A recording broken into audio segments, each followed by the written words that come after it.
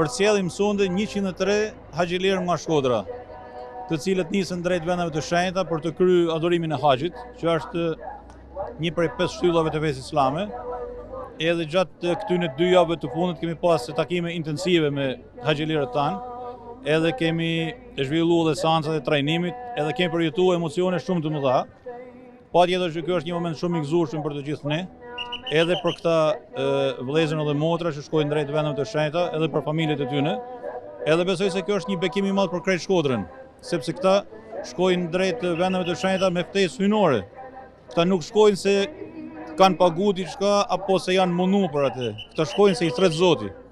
Edhe për këtë ne ndihemi krenar edhe ndihemi shumë mirë që nga qyteti jon kemi 100 vëllezër dhe motra që i përgjigjen kësaj ftese hyjnore, edhe patjetër që e mira e kësaj përgjigje edhe kësaj ftese do të na vinë edhe ne në Shkodër.